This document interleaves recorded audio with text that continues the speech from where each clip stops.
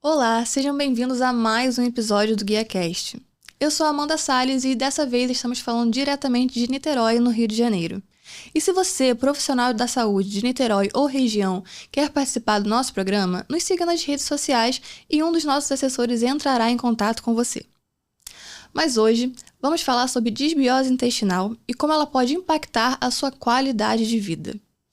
E afinal, o que é a disbiose e como identificar? Para isso, e esclarecer esse assunto, recebemos aqui a médica gastroenterologista, doutora Tamara Almeida. Doutora, seja muito bem-vinda ao GuiaCast. Oi, Amanda, obrigada. Para começar, eu quero primeiro saber um pouco sobre você, sobre a sua carreira, como foi escolher a sua especialização até chegar aqui. Tá. Então, eu me formei em medicina pela Universidade Federal Fluminense. Em seguida, eu já imaginava que eu faria residência de gastro, então eu fiz uma residência de clínica médica, que é pré-requisito, e outra residência de gastroenterologia.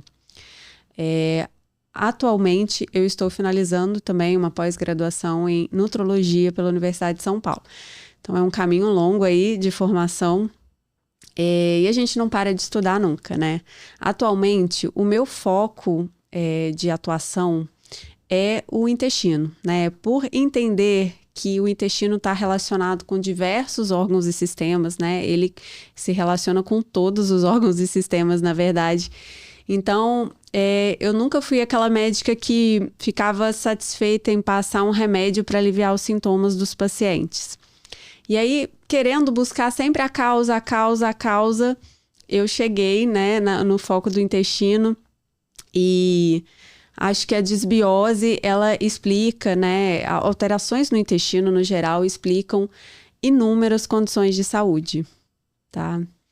Então, eu comecei a fazer teste respiratório também, de diagnóstico de disbiose. Então, atualmente, eu sou gastro com um foco de atuação principalmente no intestino.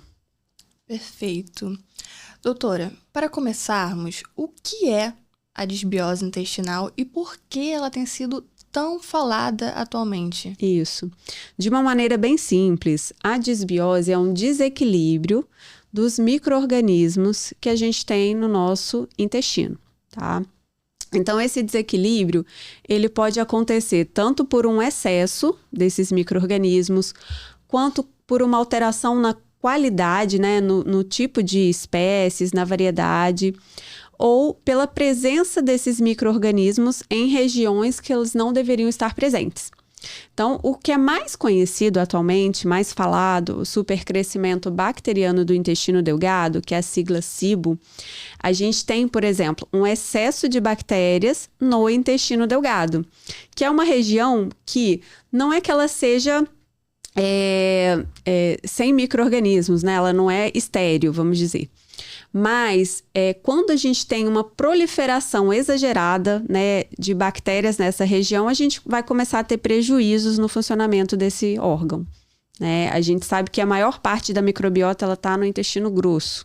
E está tão em alta, né, ultimamente, porque o número de estudos científicos que vem sendo publicado nessa área aumentou exponencialmente, né, nas últimas décadas, nos últimos anos. E a gente tem atualmente aparelhos, né, exames que permitem um diagnóstico acessível à prática clínica, né? Porque até pouco tempo a gente falava muito de microbiota, mas isso ficava mais restrito à parte de pesquisa, né? Então, hoje a gente tem exames acessíveis na prática clínica que permite a gente fazer mais esse diagnóstico também. Então, o avanço da tecnologia... Isso, da pesquisa científica e da tecnologia na medicina que vem aumentando, assim, evoluindo exponencialmente, né, em todos os campos. Ótimo. E, doutora, quais são os sintomas mais comuns da disbiose?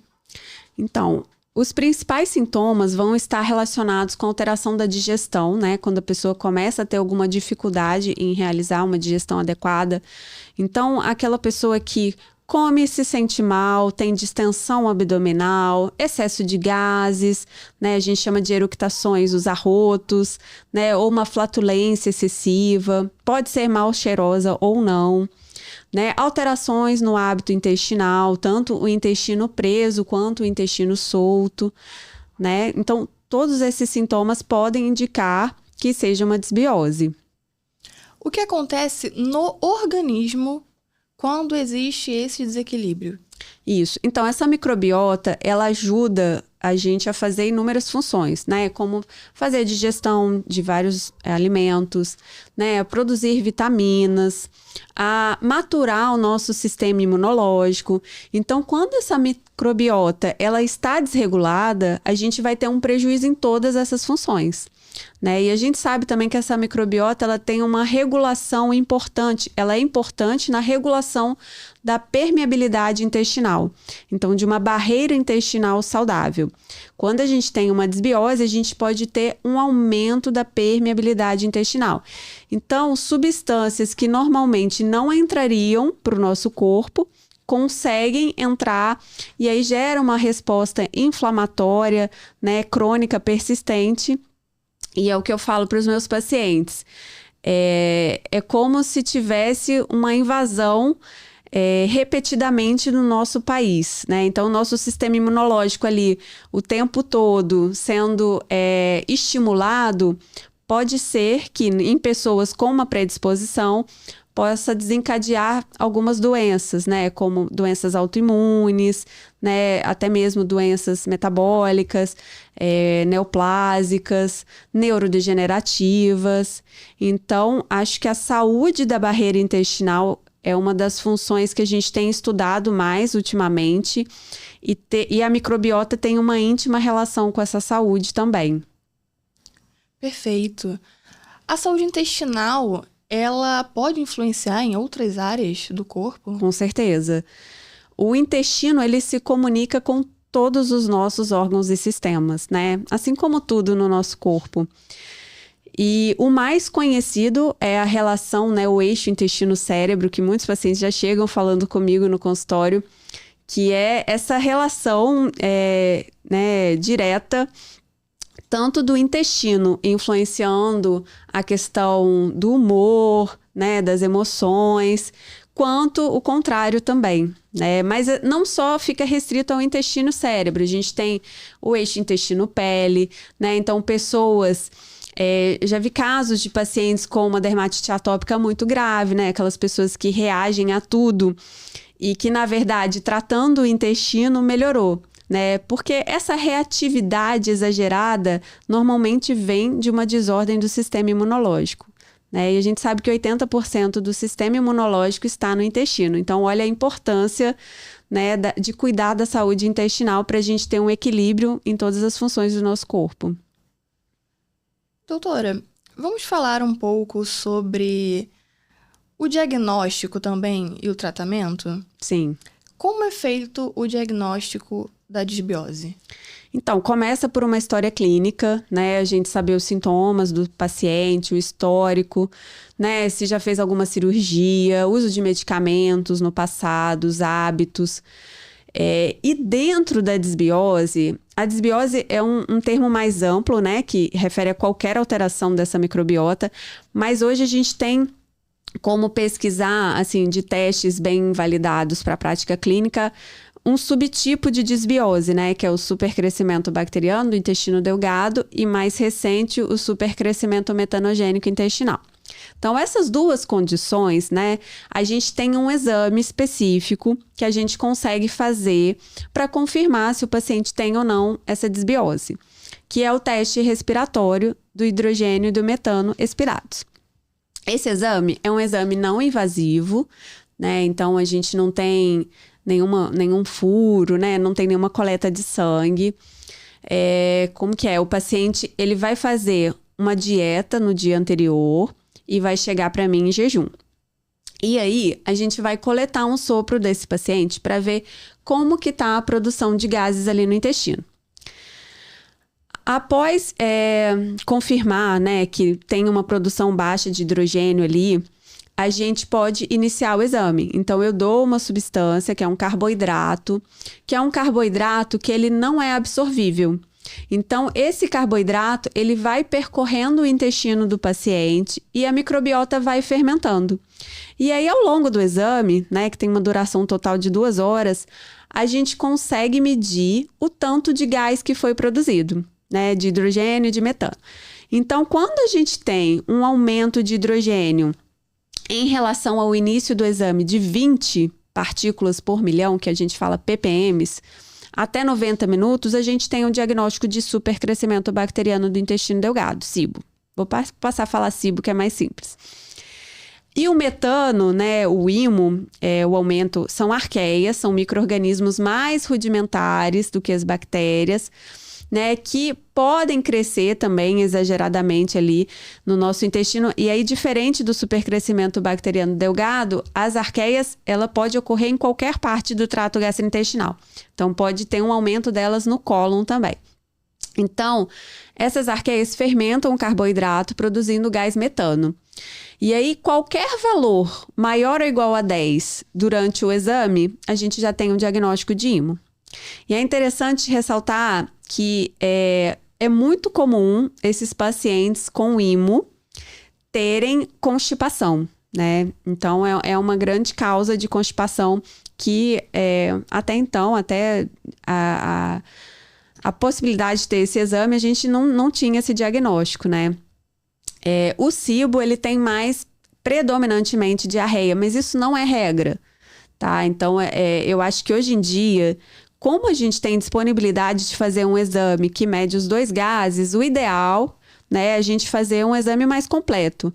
Porque eu me lembro de vários pacientes, por exemplo, que tinham constipação, eu achei que ia vir IMO e veio SIBO, então me surpreendi, né? Então, assim, resumidamente, a gente tem um teste respiratório, que é uma ferramenta que auxilia muito a fazer esse diagnóstico. Mas assim, o meu teste respiratório deu negativo, eu não tenho desbiose? Não necessariamente, tá? A gente tem um outro tipo de desbiose, que é o ISO, que é pela produção do gás sulfeto de hidrogênio, que a gente ainda não tem como medir, mas em breve a gente vai ter. E acho que um diferencial, né, do meu exame é que eu acompanho o exame o tempo todo, né? Sou eu mesma que faço. E como eu estudo muito isso, sou eu que faço, então eu estou muito atenta a qualquer padrão ali do gráfico, que talvez tenha alguma nuance que, se não for uma pessoa que realmente está estudando isso, talvez perca, né? Por exemplo, eu tive uma paciente recente que ela começou o exame com hidrogênio baixo e foi subindo, aí chegou um pico, se eu não me engano, 23. E aí, ela teve uma diarreia com urgência. Ela saiu correndo, falou, posso ir lá? Vai lá. Aí, quando ela voltou, eu falei, o próximo sopro dela, eu acho que vai positivar, né? Ela teve um pico de sintoma ali, com um pico de gás. E aí, o gás dela despencou, o hidrogênio. E aí, eu fiquei pensando, eu falei, essa paciente provavelmente tem ISO, né? Que esse aumento do H2S, que consome o hidrogênio para formar esse terceiro gás que a gente ainda não mede. Então, assim, a gente ainda tem limitações do exame, né? Sim. E o paciente também pode ter uma desbiose de cólon, né? Que a gente ainda não tem um exame tão validado para a prática clínica. Então, eu acho que por isso que se soma, né? Eu acho que a consulta, a história é fundamental. E o teste respiratório, ele pode ser um grande aliado ali para ajudar a direcionar o tratamento, né? Ser mais específico e a gente ter mais chance de acertar. Você comentou sobre hábitos. Sim. No início. Quais os hábitos que mais prejudicam a saúde intestinal? Eu falo que, assim, eu aprendi que a gente tem 4 grandes pilares, né, relacionados à saúde da microbiota intestinal. Então, a gente tem a dieta, né, a qualidade da dieta piorou muito, né, ao longo dos últimos anos, das últimas décadas. Então, a dieta pobre em fibras, rica em alimentos ultraprocessados, em conservantes, isso tudo é muito deletério para a microbiota. A gente tem digestão como outro pilar. Então, fatores que inibam a digestão também vão ser ruins para a microbiota, porque a gente vai ter sobra de alimentos, então a gente está hiperalimentando essa microbiota.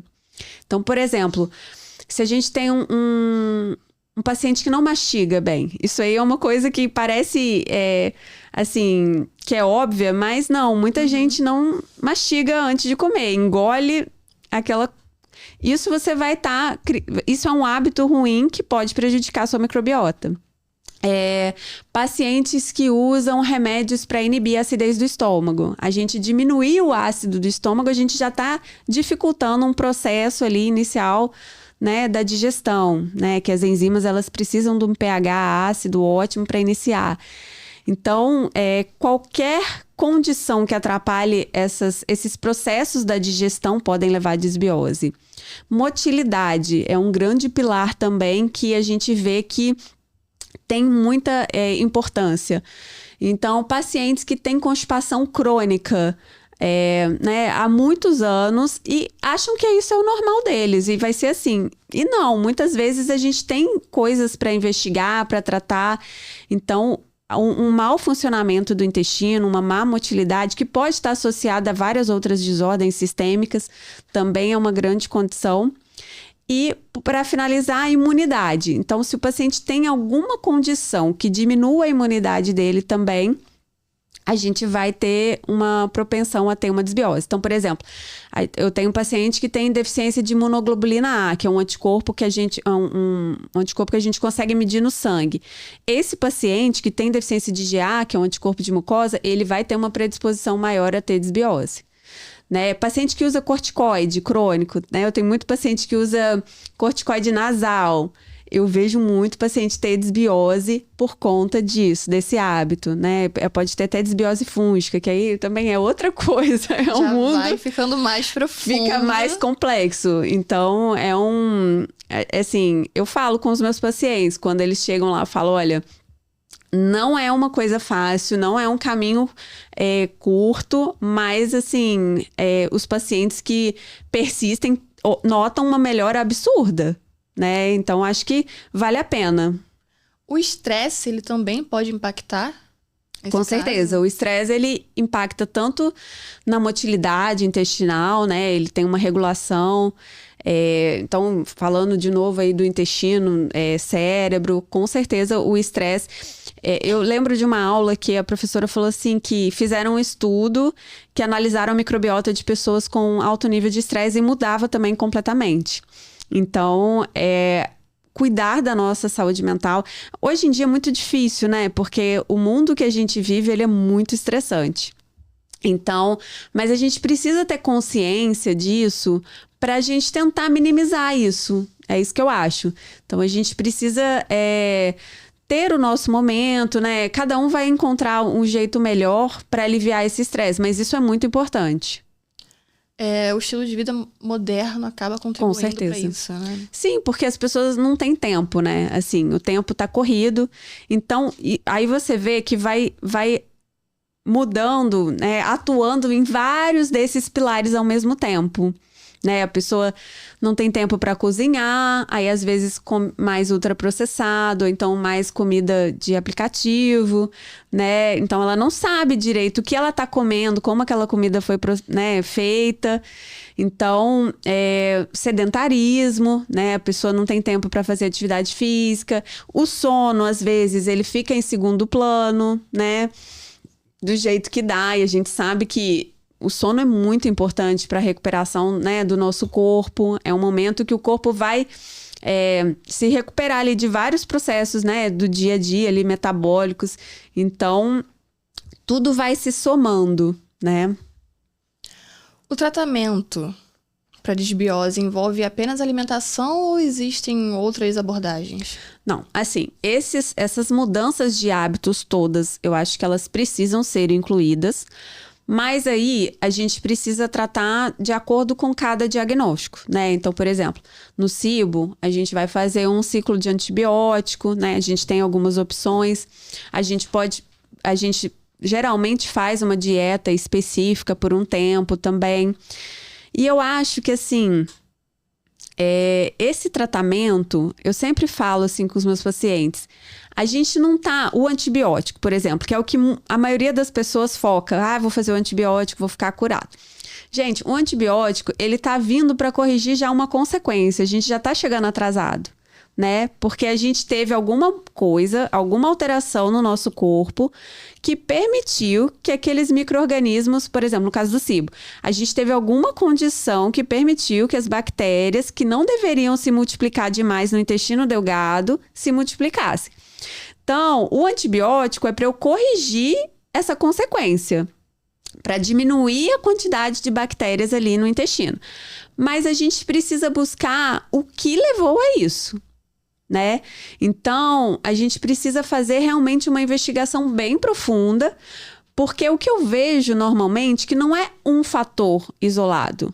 Não é o uso de antibiótico, não é uma coisa específica. São um conjunto de fatores que vão se acumulando até ter um desequilíbrio da microbiota, né? Então, o tratamento, ele vai desde você corrigir essa consequência e identificar a causa para poder não ter uma recorrência. Porque na literatura médica, o que está escrito é que a chance de recorrência é muito grande, né? Porque a maioria foca em passar o antibiótico. E assim, o paciente vai melhorar por um tempo, talvez até pouco tempo. Tem pacientes que têm uma resposta muito curta.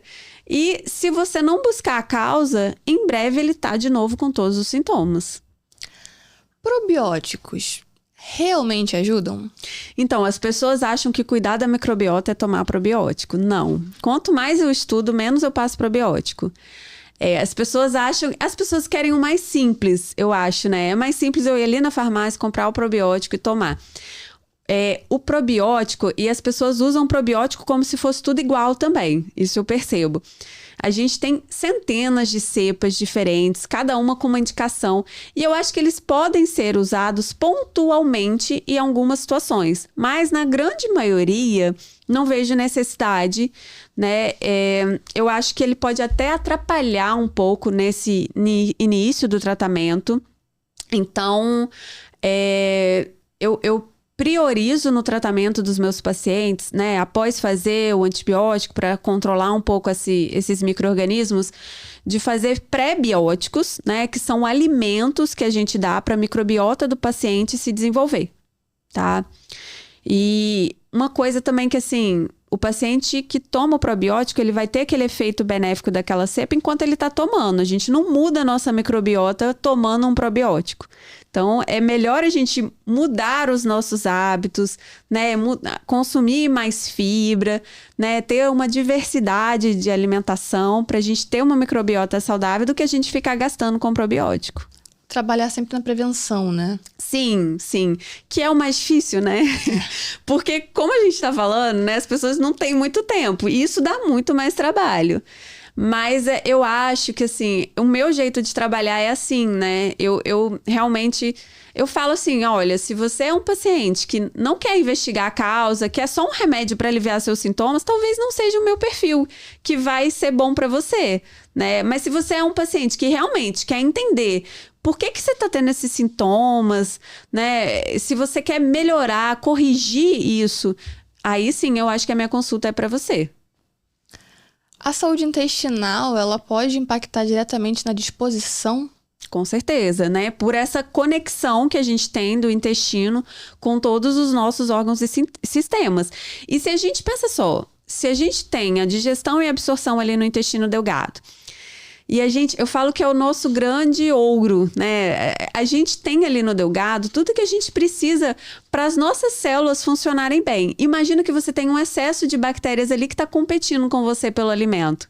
Então, é muito comum o paciente ter vitaminas baixas, né? Uma ferritina. Eu tenho uma amiga pessoal que eu ainda estava na faculdade quando ela teve diagnóstico de SIBO. E o caso dela era muito legal, porque a B12 dela sempre foi muito baixa. A ferritina, ela repunha e não melhorava.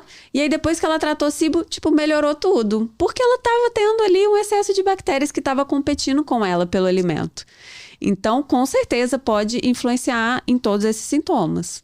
Além da alimentação, que você já citou, existe alguma outra melhora, mudança simples que nós podemos fazer no dia a dia que pode melhorar os sintomas e o funcionamento do intestino? Atividade física, né? A atividade física regular, ela ajuda muito na motilidade, né, do trato gastrointestinal. Dormir bem, isso aí, não precisa... Dormir bem é muito importante, então a gente precisa ter uma higiene adequada do sono, né? Boas horas de sono, descansar, cuidar da saúde mental, ter um hobby. Meu marido falou que por muitos anos eu não tinha um hobby. E aí, recentemente, eu arrumei um hobby pra mim que eu falei, não, realmente, é importante a gente ter um hobby, porque senão a gente, né, fica muito sobrecarregada, a gente precisa de um hobby. E é isso, cada um vai encontrar um jeito melhor de lidar, né, com esse dia a dia, né, que é todo mundo, gente. Então, assim, o consultório é realmente, assim, eu fico assustada com o tanto de pessoas com desbiose intestinal. Nem tudo também é desbiose, né? A gente precisa fazer uma investigação para poder ver diagnósticos diferenciais. Então, doença celíaca, doenças inflamatórias intestinais, né? Então, assim, também é porque são sintomas bem inespecíficos que tudo é desbiose. Não, a gente faz uma avaliação também para ver se não tem nada além, né? Uhum. Se não tem... a gente pede marcadores de inflamação intestinal, que normalmente vêm baixos, né? Eu peço o exame de fezes, que muita gente já não faz, mas eu tenho um laboratório de confiança que, assim, eu só confio lá, zero conflito de interesse, mas aqui em Niterói vários médicos conhecem. Então, assim, a gente faz essa investigação também. Essa questão, como você falou, acho que também é um ponto a ser discutido dos pacientes que acham que já sabem o diagnóstico e já se automedicam, já acham que já sabem o que fazer. Sim. Isso também é algo que pode prejudicar, né? Muito. E atrasa, né? Assim, você tá paliando os sintomas ali, entendeu? Então, assim, a gente pega no consultório paciente que já tentou... Acho que quando chega lá no consultório, eu acho que olha pra mim e fala assim, você é minha última esperança, porque já tentou de tudo, sabe? Só que eu acho que as pessoas atrasam muito de investigar, muito por conta da vida corrida, né? Então a gente vai se virando, vai se adaptando. O que eu vejo muito, as pessoas começam a retirar alimentos. Então, primeiro tira a lactose, aí por um tempo fica bem, aí daqui a pouco, vou tirar o glúten também. Eu fiquei melhor, tirei o glúten. Aí daqui a pouco, tá comendo assim, super saudável e tá passando mal, entendeu? E aí, quando chega lá pra mim, é porque, Tamara, eu não sei mais o que fazer, eu não sei mais o que eu posso tirar, que eu não consigo sair, eu tenho que ficar, às vezes, muita diarreia, né? Eu tenho que ficar pensando se vai ter banheiro pra eu ir, ou então eu tenho uma distensão abdominal absurda, acham que eu tô grávida na rua. Então, assim, tem pacientes que têm 10 anos de sintomas. Nossa. Então, eu vejo muito essa demora de procurar ajuda mesmo. Às vezes, até procuraram ajuda. Mas tem alguns perfis, assim, de médico que não tem né, essa visão, não é a área de interesse, né? A gente, na medicina, falo que ela tá tão ampla que a gente precisa ir se afunilando, assim, de escolher uma área de interesse pra gente poder trazer o que há de melhor pro paciente, o que mais moderno, né? Então, acho que por isso que eu resolvi focar nessa área, uma por causa de justificar a causa de inúmeros sintomas, e eu pensei comigo mesmo, falei, gente, eu preciso escolher uma área para eu poder estar o mais atualizada possível. Então, acho que é isso. Doutora, vamos agora para algumas perguntas de pacientes da Guia Saúde, ok? A Juliana perguntou, barriga estufada pode ser sinal de desbiose? Com certeza. Eu acho que o principal sintoma que eu recebo no consultório é a distensão abdominal e que muitas vezes é ignorada por muitos profissionais. Acham que é bobeira, tá hipervalorizando. E eu fico horrorizada com umas fotos que às vezes... Olha minha barriga, tipo assim... Eu falo assim, realmente, se eu não te conhecesse, eu acharia que você estava grávida. Então, com certeza... Tem, como eu falei, nem tudo é desbiose, mas tem grande chance de ser. A próxima pergunta é do Rafael. Ele quis saber, probiótico pode ser tomado sem orientação médica? Não recomendo. Acho que pode até Acho não, tenho certeza que pode até atrapalhar no desenvolvimento da microbiota saudável. Então, imagina, você já tem um excesso de bactérias ali no seu intestino, aí você tá tomando probiótico também. Você acha que isso que vai resolver? Não. Então, gente, vamos parar de se automedicar e procurar uma investigação adequada. A próxima pergunta é da Fernanda. Ansiedade pode afetar o intestino? Com certeza. Como a gente já falou do eixo intestino-cérebro, ele é bidirecional. Então, aquela pessoa que tem um nível de ansiedade muito grande vai ter repercussão no intestino. Pode ter diarreia, tem paciente que tem uma tendência mais à constipação. E influencia também, é interessante, eu estava estudando mais recente, da fisiopatologia da síndrome do intestino irritável e da relação do estresse com a ativação de mastócitos, que são células do nosso sistema imunológico, e da aumento da permeabilidade intestinal e hipersensibilidade visceral, que é aquela pessoa que sente mais a dor do que outras pessoas, e tem muita relação com o estresse isso. Então, isso acho que pode ser um caminho ali por onde o estresse tem uma explicação mais biológica de como o estresse ele influencia tanto, né? A última pergunta de paciente é da Camila. Quanto tempo leva para recuperar a saúde intestinal? Isso varia muito, né? Depende da causa. Eu tenho pacientes que, assim, eu recebo alguns pacientes, né, que já fizeram teste em outros locais. E assim, eu falo, só vem bomba. Paciente que tem SIBO e IMO ao mesmo tempo, dá vontade de chorar, né? Porque, assim, é um processo mais lento, gente. O paciente que quanto mais desequilibrada é a microbiota, mais difícil é. Então, assim, não tem não é rápido, né? Eu colocaria aí de alguns meses. E isso pode variar, né? De pessoa a pessoa. Então, a gente precisa realmente tratar, investigar a causa para buscar recuperar essa saúde intestinal de fato, né? Não ficar só aliviando sintomas. Agora, vamos para um jogo rápido de mitos e verdades, ok? Você vai ter mais ou menos 30 segundinhos entre um e outro para tirar essa dúvida da gente. Problemas intestinais afetam apenas a digestão. Mito, né? A gente já viu que a microbiota, o sistema digestivo, o intestino, ele tem inúmeras outras funções. Então, quando a gente tem um desequilíbrio ali, a gente pode ter inúmeros outros sintomas, inúmeros outros órgãos e sistemas afetados. A microbiota intestinal influencia diferentes funções do organismo. Com certeza. Então, a microbiota, ela vai influenciar tanto na digestão, na produção de vitaminas, de compostos que têm inúmeras funções positivas no nosso corpo, como, por exemplo, os ácidos graxos de cadeia curta, o butirato. Ele serve tanto de nutrição para a célula intestinal, tendo papel na prevenção do câncer de intestino, quanto tem uma ação anti-inflamatória.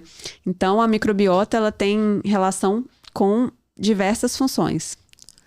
Todo probiótico funciona da mesma forma para todas as pessoas? De jeito nenhum, né? A gente tem centenas de cepas e cada uma estudada para uma indicação específica.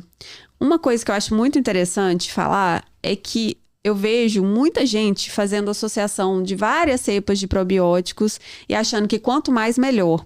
Então, assim, a gente não deve fazer isso. Por quê? A gente não sabe se essas cepas vão interagir entre si, competindo uma com a outra, anulando o efeito uma da outra. Então, a gente tem que usar os probióticos para cada indicação que ele foi estudado e não sair achando que quanto mais, melhor. Alimentação e estilo de vida têm grande impacto na saúde intestinal. Com certeza, né? A dieta, né, é um dos principais fatores que regula a microbiota intestinal e, consequentemente, a saúde intestinal. E todos os hábitos que a gente comentou aqui, né, de sedentarismo, prejuízo do sono, né, estresse, tudo isso vai influenciar a microbiota.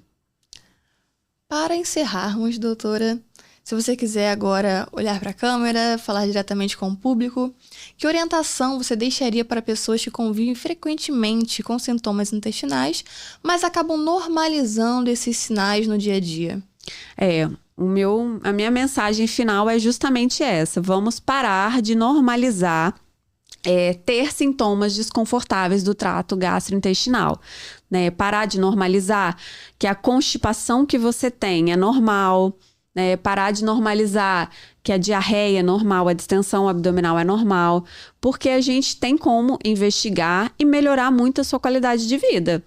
Então, ficar automedicando, remediando, tratando sintomas, isso não vai resolver de fato o problema. A gente precisa realmente fazer uma avaliação e entender qual é a causa desses sintomas, que na grande maioria das vezes, né, a gente consegue melhorar muito a qualidade de vida do paciente.